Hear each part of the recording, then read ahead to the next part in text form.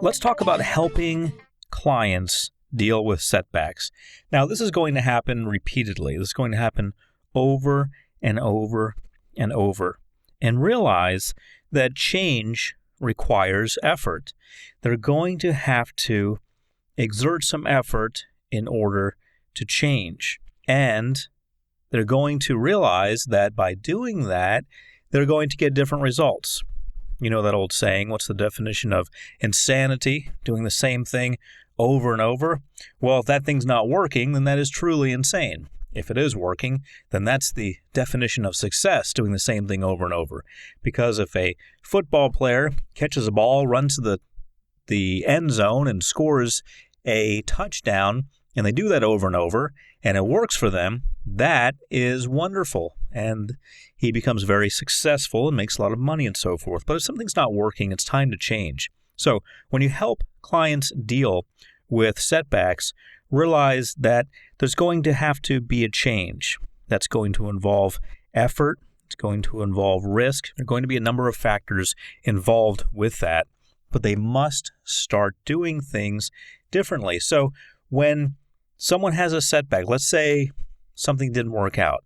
You're coaching them and they're going for a promotion. Let's say you're working in a corporate world and you're working one-on-one with someone in upper management and they're going for a promotion. You've been coaching them, working with them on their skills to present themselves better and to get a better job within the corporation, but it doesn't work out. You have to explain to them that they're going to have to do something differently. It's a setback. It's okay. Setbacks happen, but they're going to have to put forth more effort or different effort if they're going to get a different result. Otherwise, if they continue to be hard-headed about it and do the same thing next time, it may not work out. If they don't change anything, then that's not going to produce any results that are any different from anything they've ever produced in the past. So coming to grips with reality can be a difficult thing, but can also be a wonderful thing. And dealing with setbacks can actually help the client learn more about their possibilities than their limitations if they are open to the idea of realizing that change does require effort. They're going to have to put forth some effort. And usually it's going to be a different kind of effort than they've actually put forth in the past. And that's going to help move them to the next level. Going through a series of these possibilities is what getting somewhere is all about. Trying something else, until something works. So if something isn't working, reflect on why and take another approach. This is always the way to do it. If it's not working, then rather than just changing to the next thing, find out why it's not working. Do some reflection about what you did or what you had them do. Find out why it's not working. Let's say, for example, in our situation of someone in upper management going for another position, a higher level position, let's say they didn't get the job, it didn't work out, and so they need to reflect, find out what isn't working, and take another approach. Now, let's say, for example, that they think that it was because they dress a certain way. They wear a certain type suit or a certain type dress regularly, and that's not the way people dress in the next level. They dress a different way. And so let's say they didn't get the promotion. They went before some sort of review and it didn't work out. And they feel that it's because of their appearance, the way that they're dressing. Now remember, if something isn't working, reflect on why and take another approach. If that is a viable reason why they may not have gotten the promotion, then it is, of course, within reason to change that. Taking a different approach means changing something. If that's the most obvious thing, and if nothing else is standing out, if nothing else is glaring, then that can be what needs to be changed. But realize that when people dress differently from other people, they usually act differently also. There's usually more that's different about them than just the way they're dressing. For example, if someone has a purple mohawk, there's probably more that's different about them compared to the average person in the streets than just the mohawk and the fact that it's a certain color. They probably have a different mindset as well. So changing the clothes won't necessarily change the person. So when you reflect on why, as it says, and take another approach, make sure you're reflecting on your best guess as to what the why might be. Now, you may not know. You may not know for certain what the why is, why they didn't get the promotion, but take your best guess. So rather than shooting for the surface, just changing the clothes, they may need to change their attitude. They may need to change jobs. They may never get promoted because they just don't fit into the next level. That's possible too. So make sure you have the why right before you're suggesting changing direction. Avoid actions that put goals at risk. So in this particular scenario, the person didn't get the job, the next level up. What would an action be that puts the goals at risk? Well, the obvious one that would put the goals at risk would be to advise your client to storm into the office and demand why they didn't get promoted and demand that they be promoted or have a thorough explanation. That puts goals at risk. Another option that would put goals at risk would be trying to dress even more differently than the other people, thinking that accentuating the uniqueness would help. And I'm talking about an office in which there are 100 people at the next level, and this person didn't get in, and they think that their best chance of getting in now is to make themselves even more different. So certain things are obvious, and when you see something obvious that's happening or going to happen, it's your job to avoid actions or to help your client avoid actions that put their goals at risk.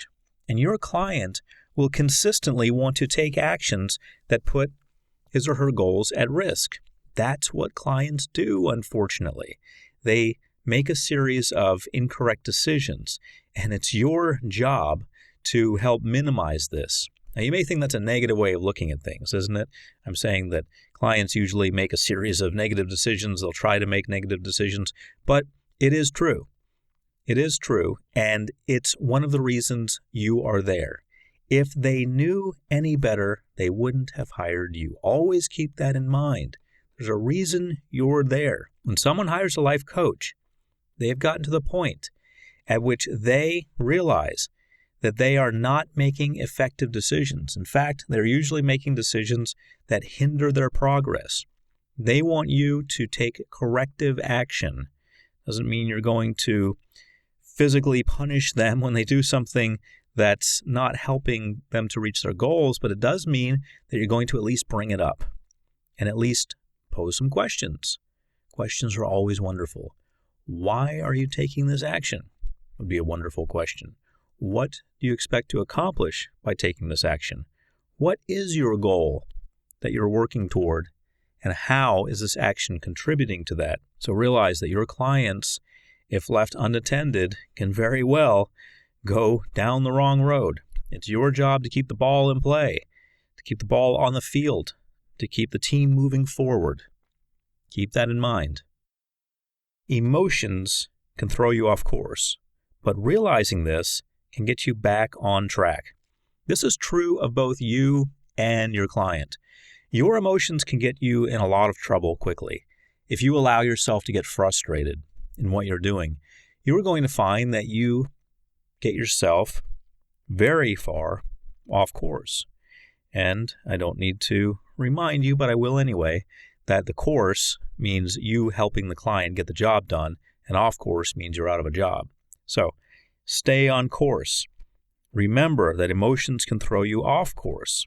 If you get too caught up emotionally in trying to fix something, then you're going to find that you're actually working against it.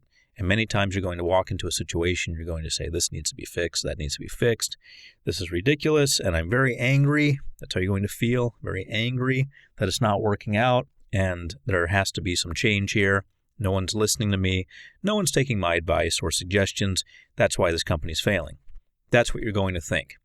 Well, I want to share with you some words of wisdom from Colonel Potter from MASH. Remember the show MASH 4077 from the 70s? It was a wonderful show about the Korean War, and it was a comedy and a drama. And it was a great show.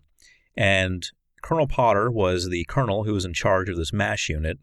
And the MASH unit is a unit that has to help people when they are injured. They have to perform surgery and get them functioning again or send them home with a Purple Heart when they get injured on the battlefield. Colonel Potter's job was to organize all the doctors and nurses and staff and oversee the patients and everything.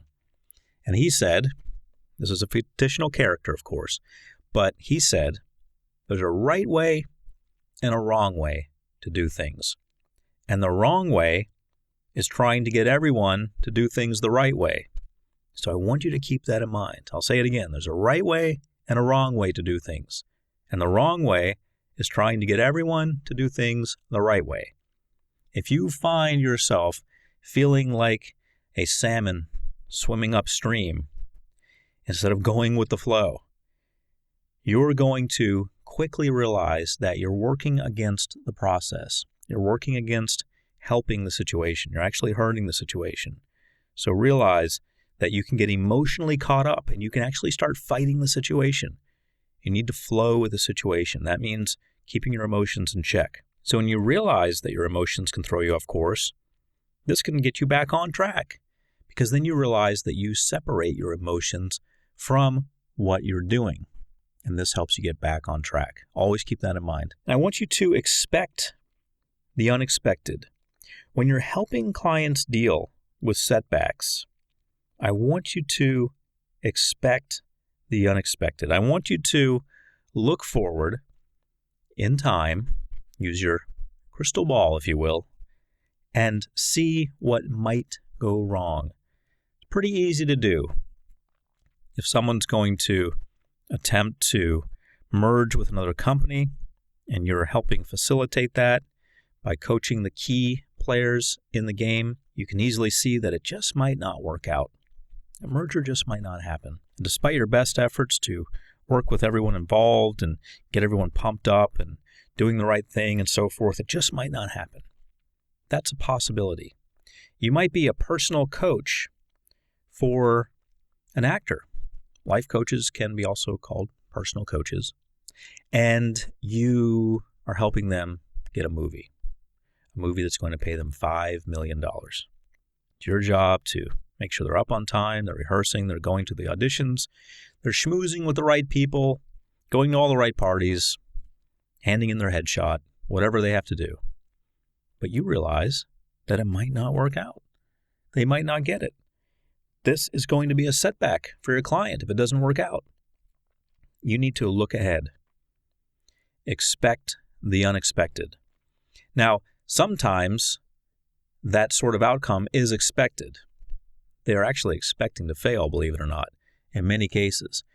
So that's not really what I'm talking about here. I'm not talking about a situation in which you can tell, despite your best efforts, that your client thinks they're going to fail, or the company thinks it's not going to work out, the merger or whatever it is not going to work out. You can tell. So I'm not talking about the expected. Sometimes, even though they're putting their best foot forward, they still expect to fail. That's expecting the expected. That's easy. I'm talking about when everyone's smiling, everyone's popping the champagne bottles already, and they're really getting happy and excited. You have to look ahead and say, what if this doesn't work out? What if something comes out of the blue? What if something happens? You have to look for all of those things. That's part of your job. Part of your job is to stay vigilant. When everyone else is excited and partying, it's your job to expect the unexpected. This keeps you employed, because if you can expect the unexpected, you can take steps toward heading that off, possibly. Some things you will not be able to control, and that's fine. But some things you can at least create a contingency plan for. You can always have a plan for what if it rains? What if it rains? If it rains, you have the same event inside. So always anticipate the possibility of someone or something raining on the parade of what's going on. And what will you do if that happens? A hole-in-one is rare. It takes a few tries. It may take many tries. It may take a long, long time. But a hole-in-one is rare. It may take a few tries. It doesn't always take a few tries. Sometimes it happens right away. Sometimes a hole-in-one happens. When I say a hole-in-one, of course, I'm talking about golf, when you hit the ball and the ball goes right in the hole. That's wonderful. Happens. Doesn't happen all the time, but it does happen.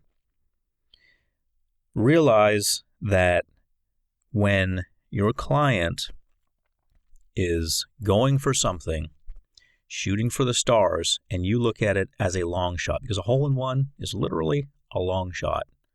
That's the ultimate definition of a long shot.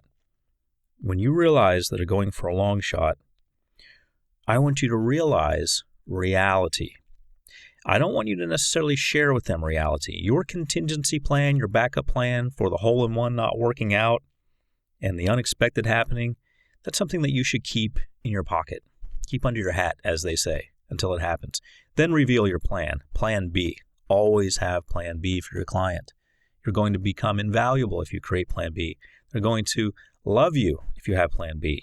Because Plan B is the answer when everything else has turned to ashes and rubble. Everyone's standing there looking at each other, scratching their heads. What do we do now? You've already thought about what we do now because you have Plan B. So realize when your client's going for a long shot, you should be right there for them, believing in them, looking down the fairway saying, yep, that's going to work out. That ball's going in that hole. But in the back of your mind, you're thinking of the plan for what if it doesn't work out. You've got all the people, all the key players, all the elements in place for it not working out because you've thought about that. You've looked ahead and you've seen that the reality is that that's a long shot and it may not work out. So always keep that in mind. I remember watching an episode of The Apprentice with Donald Trump, and that's where I get the idea of have a plan for when it rains. One of the people who was one of the finalists on the show is, of course, set up where people come in and they want to be an apprentice of Donald Trump, and they are given different business scenarios, some more challenging than others, and they're given the opportunity to be leaders, and eventually all of them get weeded out except one, and he gets to be taken on board as someone who worked for Donald Trump. Well, there's one guy who didn't quite have everything go his way, and it did rain, and he didn't have a plan. He planned for a hole-in-one. He thought this was going to go great. Everything was going to go wonderful, but it rained. And the event that he planned that had to do with him winning the show and making everything happen didn't happen. It was rained out. He had no plan B. Off the show he went. That was it. I want you to keep an open mind and adjust to changes. This is the number one way to help clients deal with setbacks. Keep an open mind and adjust to changes. And that's really what it's all about. I also want you to teach this skill to your client. They need to learn this skill because what happens in many cases is that people try things and the things don't work out. And they end up just frustrated. And they say, well, this is never going to work out. Nothing's going to work out. Everything I do is going to fail. I'm just going to stop doing things. And I have firsthand experience with that. When I lived in Los Angeles, some of my friends were comedians. They were beginning comedians. And these weren't clients. These were actual friends of mine. And they would go to clubs and they would practice their stand-up comedy routine. You may think comedy's funny, but I want to tell you, it's a serious, serious business with a lot of competition. And most comedians are not laughing behind the scenes or off stage.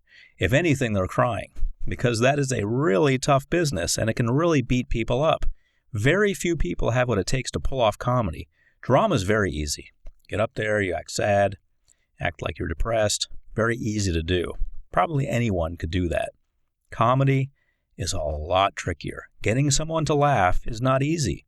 So, every year, people end up in LA whose friends tell them, hey, you're the funniest person I've ever heard. You should go do comedy. So they go to Los Angeles and they want to become comedians. They maybe take a class or two in improvisation or learning comedic timing or what have you. They get up on stage. What happens? Not many laughs. They kind of bomb out. What happens at that point? Many of them quit. It's kind of like the medical school process. You want to be a medical doctor? Fine. Take physics. Take calculus. You don't like it? Dropping out? Okay. You're out of there. It's a weed-out process. And the world of comedy is harsh. But those comedians who are just beginning, who have an open mind and adjust to changes, and perhaps hire life coaches who can help them do this, are the ones who succeed. This isn't funny? Fine. I won't say it anymore on stage. I will say something different. That's not funny? I won't say it anymore either on stage. I will say something different. If they keep an open mind and adjust to changes, they eventually start saying things that are only funny on stage. And then they get somewhere. And that's the way it's going to be. For you, working with clients, you're going to try a number of things with them if something doesn't work. So, help your clients deal with setbacks and help them move forward.